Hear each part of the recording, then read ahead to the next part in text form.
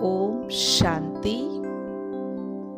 आज हम सावन मास का आध्यात्मिक रहस्य सुनेंगे। सावन मास की आप सभी को बहुत बहुत शुभ मंगल कामनाएं। आप हेल्दी, वेल्दी, हैप्पी रहो। वैसे तो साल के 365 दिन, उसमें 12 मास और 12 मास में भी विशेष सावन मास। वैसे तो हर समय, चाहे ग्रीष्म ऋतु, शीत ऋतु, बसंत या पतझड़, हर समय अपना विशेष स्थान लिए हुए है। भारतवर्ष जो पर्वों का देश है, जिसमें हर दिन कोई न कोई फेस्टिवल है ही, जिसके कारण ही प्रकृति और मानव का कैसा सुंदर तालमेल बना हुआ है। बदलती हुई इन ऋतुओं के कारण ही प्रकृति में संतुलन है, लेकिन इन सभी में विशेष महत्वपूर्ण स्थान लिए हुए है श्रावण मास, जहां एक ओर यह मास गर्मी से तपती हुई सूखी बंजर धरती को हरा भरा कर देता, वहीं दूसरी ओर गर्मी से तड़पती हुई मनुष्य आत्माओं को गर्मी से राहत दे विशेष उमंग, उत्साह, स्नेह से आनंदित कर देता है।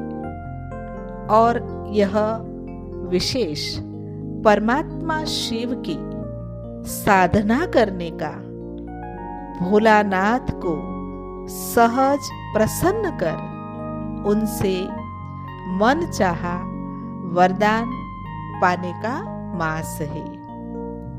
भोलानाथ शिव को भी देवों का देव महादेव, ऊंचे ते ऊंच कहा जाता है। सावन मास शुरू होते ही सभी व्रत, उपवास, कथा, कीर्तन, दान पुण्य करते हैं। पूरे साल के 11 महीने की कंपैरिजन में इस मास में सब ज्यादा ही भगवान को याद करते हैं। वास्तव में यह समय का महत्व है। दुनिया में भी हर चीज की कमाई का समय होता है। हर प्रकार के बिजनेस में भी कमाई का महत्व होता है और उस समय वो कमाई करते हैं। वो समय पर अथक बनकर रात दिन एक करके लोग कमाई करते हैं, क्योंकि जानते हैं कि यह सीजन है। अभी नहीं किया तो बाद में कुछ नहीं कर सकेंगे। स्थूल कमाई के लिए हम कितना ध्यान देते हैं, उसी प्रकार क्या हम अपनी आत्मा की कमाई के लिए इतना ध्यान देते हैं? वास्तव में सावन मास साल में एक बार आता है। उसी प्रकार इस संसार रूपी काल चक्र में, समय के चक्र में आत्मा की कमाई करने का समय भी एक ही बार आता है।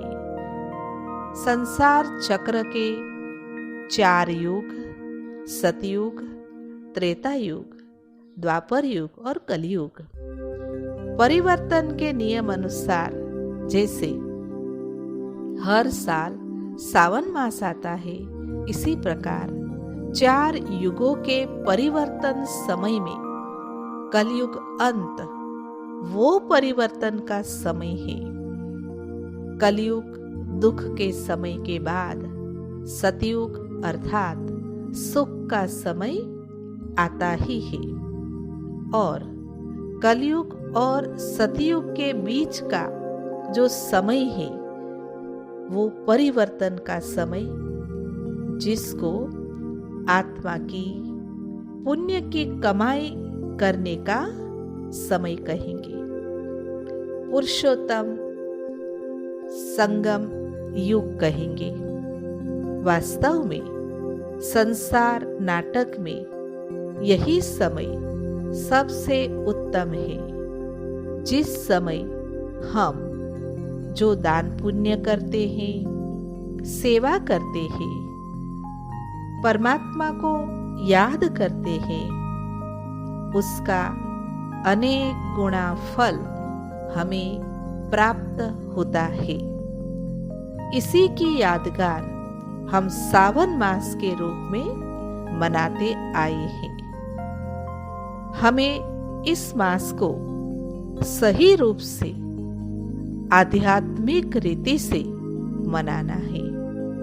आध्यात्मिकता अर्थात हमारी आत्मा की उन्नति हो, हम पुण्य आत्मा बने, जिससे हमें जीवन में सुख शांति मिले। वास्तव में वर्तमान समय ही सावन मास अर्थात एक मास नहीं, परंतु वो समय चल रहा है जिस समय में परमात्मा आकर विश्व परिवर्तन का कार्य कर रहे हैं। गीता के वायदे अनुसार यह वही कलयुग का अंत समय है, जिसमें स्वयं निराकार परमपिता परमात्मा गुप्त रूप में प्रजापिता ब्रह्मा के माध्यम से अनेक धर्मों का विनाश और एक सत धर्म की स्थापना का कार्य कर रहे हैं। अर्थात कलियुगी दुख अशांति की दुनिया को बदलकर सुख शांति की दुनिया स्थापन कर रहे हैं। हम भक्ति में इस मास में दान पुण्य, व्रत उपवास, कथा, कीर्तन, अन्न की शुद्धि आदि आदि करते हैं। उनका आध्यात्मिक अर्थ समझकर वो बातों को अपने जीवन में धारण करना है। परमात्मा ज्ञान सागर हम सबको आध्यात्मिक अर्थ बताकर वर्तमान समय हमारे जीवन को परिवर्तन करना सिखा रहे हैं। हम सबसे पहले इस समय व्रत उपवास करते हैं। व्रत अर्थात हमें दृढ़ता प्रतिज्ञा करनी है कि हम हमेशा के लिए अपने जीवन में सद्गुणों को अपनाएंगे और अपनी कमी कमजोरियों को निकालेंगे। विकारों को अर्थात काम, क्रोध, लोभ, मोह, अहंकार, ईर्ष्या, द्वेष, बदले की भावना, परचिंतन, स्वार्थ, निंदा, इन सब को जीवन से निकालने का संकल्प करना ही सच्चा व्रत है। सदाचार, सद्व्यवहार, सद्भावना को अपनाना ही सच्चा व्रत है। हमें बुराइयों का व्रत रखना है। हम उपवास करते हैं। उपवास सिर्फ भूखे रहना ही नहीं, सिर्फ भूखा रहने से ईश्वर प्राप्ति नहीं हो जाती है। उपवास अर्थात उप प्लस वास। उप माना ऊपर, वास अर्थात रहना। ऊपर रहने वाले परमात्मा को मन बुद्धि से याद करना, मन और बुद्धि से उनके समीप साथ रहना, यही सच्चा उपवास है। दान पुण्य अर्थात दिखावे के लिए दान ना करें। गुप्त दान का महत्व है। एक हाथ से किया हुआ दान दूसरे हाथ को भी पता नहीं होना चाहिए। इतना महत्व हमारे शास्त्रों में बताया है।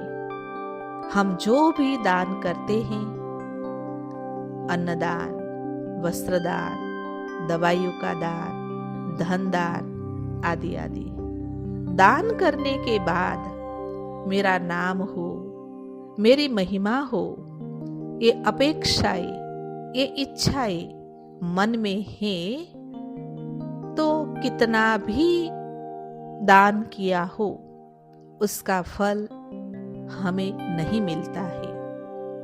हम महिमा सुनकर खुश हो जाते हैं, दान का फल हमें तुरंत मिल गया।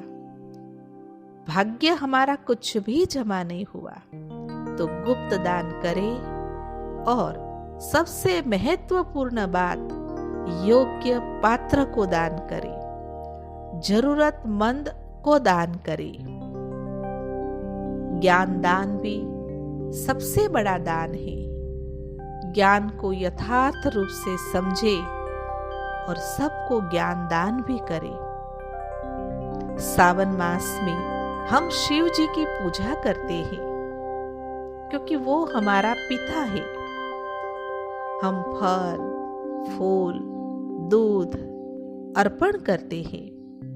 जरूर हमारी परमात्मा के प्रति भावना है, परंतु अगर वही फल, फूल, दूध गरीब या जरूरतमंद व्यक्ति को या योग्य पात्र को देंगे तो परमपिता परमात्मा शिव अवश्य खुश होता है। हमें वरदान मिलता है, परमात्मा का आशीर्वाद हमें मिलता है और बहुत पुण्य जमा होता है। मैंने किया ये भी मन में नहीं आना चाहिए। यह है सच्चा दान। परमात्मा शिव सच्चा दाता है। ईश्वर अर्थ हम दान पुण्य करते हैं, अर्थात हमें उसका कई गुना रिटर्न मिलता है। दान की महिमा अपरंपार है। हम कथा सुनते हैं, अर्थात ज्ञान सुनना सिर्फ सुनना नहीं है, परंतु उस ज्ञान की, कथा की बातों को अपने प्रैक्टिकल जीवन में धारण करना है। कथनी और करनी समान हो, अर्थात जो बातें हम कह रहे हैं वो हमारे जीवन में हो। क्रोध हम खुद करते हैं, झूठ हम बोलते हैं, तो हम कभी दूसरों को कह नहीं सकते कि आपको क्रोध नहीं करना चाहिए, झूठ नहीं बोलना चाहिए। पहले हमें खुद करना है, करके दिखाना है। कहा भी जाता है, राम राम करते पार हो जाओगे। कहते हैं एक बार दो भाई कथा सुनने जाते थे। उसका गांव नदी के उस पार था। उस पार से इस पार रोज आते थे। एक बार महात्मा जी को अपने गांव में आने का निमंत्रण दिया। जब दोनों भाई और महात्मा जी जा रहे थे, बीच में नदी के उस पार जाना था। पानी बहुत था, वहां नाव कोई दिखाई नहीं दी। महात्मा जी ने पूछा, सामने किनारे कैसे जाएंगे? नाव तो दिखाई नहीं देती है। तो दोनों भाइयों ने कहा, नदी में पानी में चलकर जाएंगे। हम तो रोज सत्संग सुनने पानी में चलकर ही आते हैं। आपने ही कथा में कहा कि राम राम कहते नदी पार हो जाएंगे। हम रोज भगवान का नाम लेते लेते लेते नदी पार कर लेते हैं। अर्थात यही सार है कि संसार भव सागर को पार करने के लिए परमात्मा की याद बहुत जरूरी है। संसार में आने वाली हर परिस्थितियों का सामना करने के लिए परमात्मा के साथ का अनुभव करना है। जब परमात्मा साथ है तो जीवन की नैया परिस्थितियों में हिलती डुलती है, परंतु कभी भी डूबती नहीं। इस कलयुग के अंत में परमात्मा स्वयं हमें राजयोग सिखाता है, मेडिटेशन ध्यान सिखाता है, जिससे हम विकारों के ऊपर विजय और पाप कर्मों को भस्म कर सकते हैं। यह सावन मास आत्माओं को पावन बनाने का मास है। इस मास में गंगा स्नान, नदियों में स्नान, खान पान की शुद्धि रखते हैं।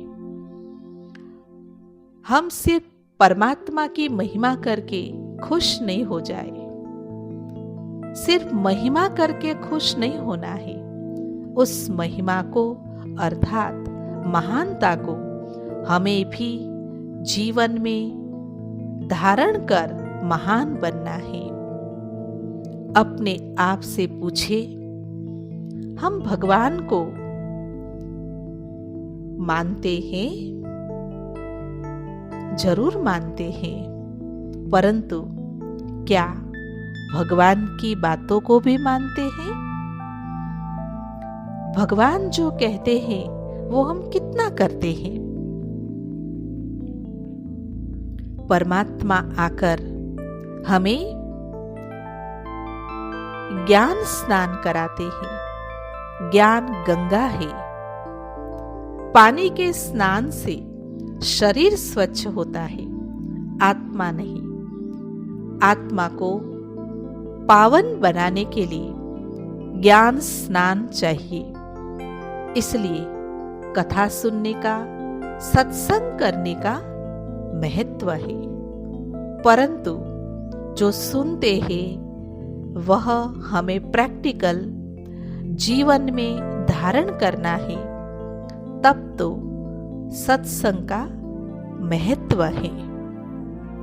हम एक मास स्व पर ध्यान देते हैं, बाकी 11 मास जैसे थे वैसे।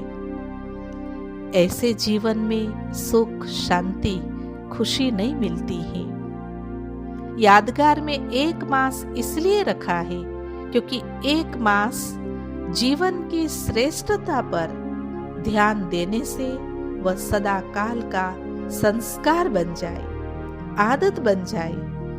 परंतु आज के तमोगुणी वातावरण में हम एक मास भी ठीक तरह से नहीं करते हैं। वास्तव में यह परिवर्तन का युग चल रहा है। इस समय के महत्व को जान स्व परिवर्तन से विश्व परिवर्तन का जो परमात्मा शिव का गुप्त कार्य चल रहा है उसको पहचाने और उस परिवर्तन में सहयोगी बने। यही जीवन की सार्थकता है। सावन मास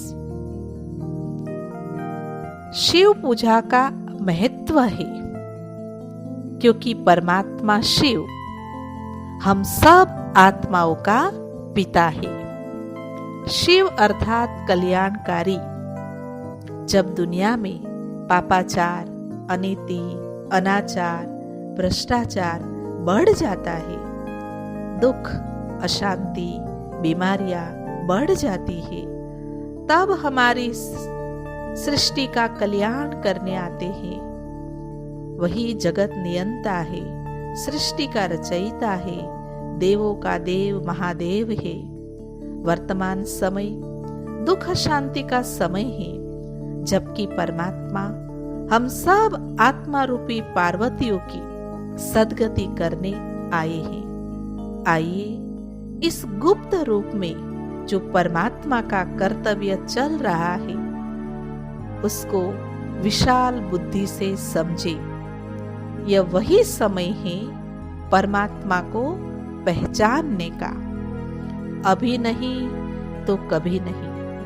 जो करना है अभी करना है, कल कर लेंगे, कल कर लेंगे, ऐसे कल कल करते काल मृत्यु आ जाएगा।